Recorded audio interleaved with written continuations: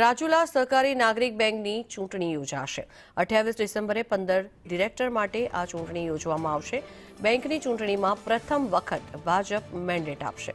ચૂંટણી અંતર્ગત નિરીક્ષકોની ખાનગીમાં સેન્સ લેવામાં આવી, જો કે 30 દાવેદારોએ બેંકમાં ચૂંટણી લડવા માટે ઈચ્છા વ્યક્ત કરી છે।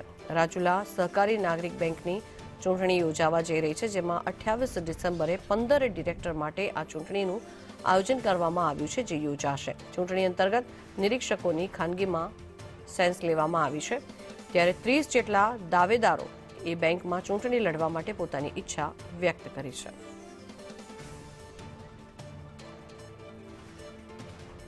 તો રાજુલા સહકારી નાગરિક બેંકની ચૂંટણી યોજાવા જઈ રહી છે, જેને લઈને અત્યારે હાલ તૈયારીઓ ચાલી રહી છે। ત્યારે 28 ડિસેમ્બરે 15 ડિરેક્ટર માટે આ ચૂંટણી યોજવામાં આવશે।